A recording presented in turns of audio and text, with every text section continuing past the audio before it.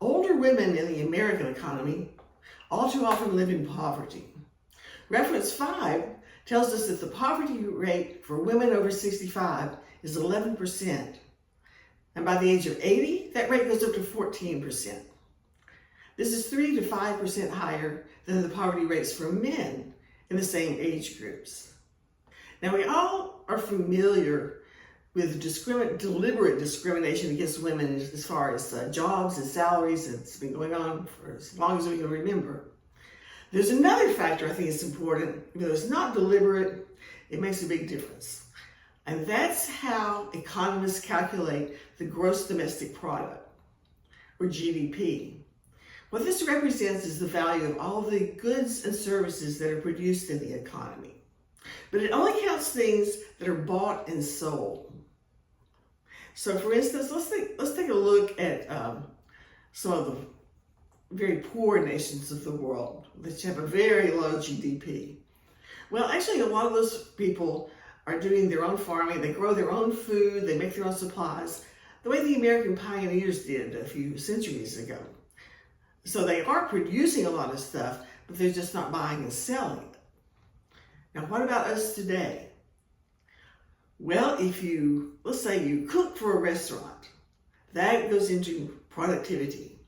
But if you cook for yourself and your family, that doesn't count as productive work as far as the economists go.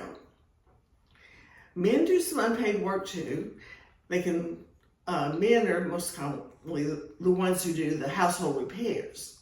Okay, that doesn't count as productivity because they did it for themselves, their families. But women are the ones who do most of the unpaid work. And that's a big penalty when we get to retirement age, because Social Security uses the same kind of calculations as the economists calculating the GDP. If you don't get paid for it, it doesn't count. Now, a married woman can claim 50% of her husband's Social Security.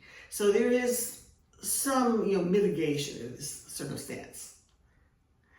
But for people who are dependent on, or the most dependent on Social Security for income in their senior years, I think the women do at least as much work as the men. Why do the women get 50%? Well, women's work is just not valued as much as men's work. And that's true even for work that is outside the home and paid. So let's think about school teachers who teach children. Well, that looks like what women do at home. They're taking care of children for free. And so teachers in the elementary school, even high school, are not paid as much as men who do men's work. The women's work is just not respected as much. That would also be true for things like home health care workers or workers in nursing homes.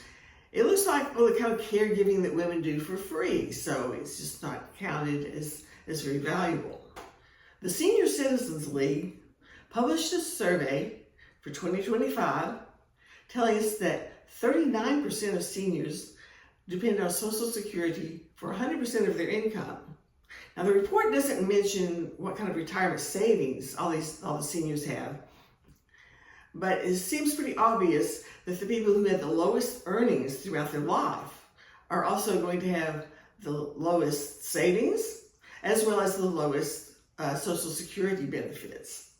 On top of all that, this report mentions that there's a lot of discrimination against older people just because of age. And they call that ageism, similar to sexism and racism. So it appears to me we have a vicious cycle.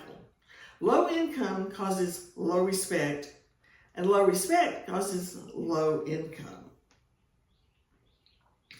Now, what can we do about all this? I see 3 different paths to improving the situation. The first is we can get more creative about jobs and income. For example, make YouTube videos. The second thing is to continue working to reduce income discrimination.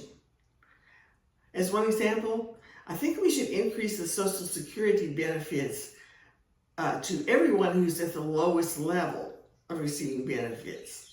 That would include a lot of women who've done a lot of unpaid work. And the third is what I consider the most important, the most fundamental. I think we should improve our attitudes toward ourselves. We're not just victims of economic discrimination. We are economic contributors. We deserve a better deal. Here I want to tell you a story. When I first came to Texas, I knew very few people. But one day I met one of my neighbors, who was a lady old enough to be my grandmother. And I thought, gee, that's great. I would love to have the companionship of a kind of new grandmother in a new place. Graduate school is a high-stress environment. We had a lot of competition, tests and grades and evaluations, and I felt like I was totally being judged. I wanted somebody who could appreciate me as a human being. And I thought, oh, here's this nice elderly lady. She invited me to come over for tea, so I said, yes, I will certainly do that. I got to her house. This visit turned out to be not at all what I expected. She spent 2 hours telling me all the stories of the worst experiences of her life. It was totally miserable. I said maybe a dozen words the whole time because once she got started, she just didn't stop. I felt like I was in hell. And as soon as I escaped, I never went back. Now, as I look back on that, just think what could have happened if she had showed me a little attention, if she had decided that she wanted to help me with my studies. She could have been a very valuable contributor to my education. What she did was play the role of victim. If she had played the role of contributor, she could have talked to me about stuff. She could have asked me what's my experience, what's going on in my life. And she could have told me about things in her life as a young woman that we could relate to.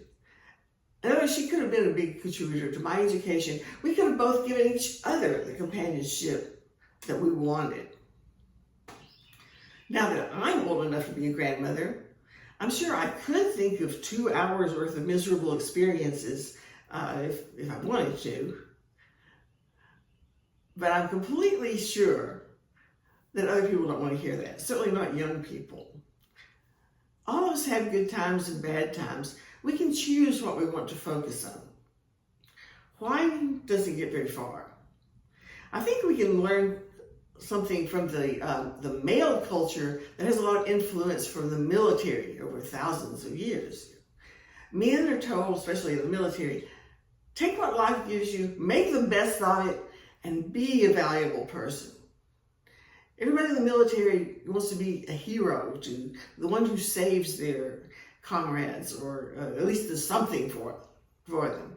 They don't want to be the victim who has to be taken care of.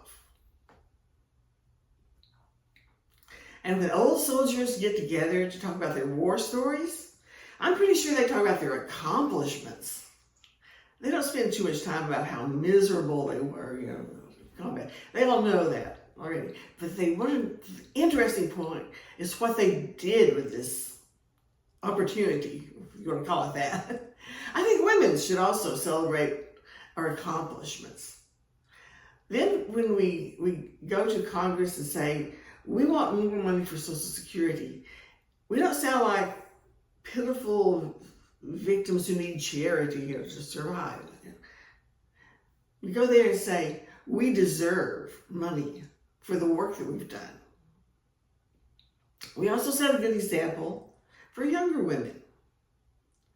Now, I understand it's not easy to change attitudes and perspectives for any kind of thing. But for whatever project is challenging, I love the advice of the Nike commercial. Just do it. And thank you for watching.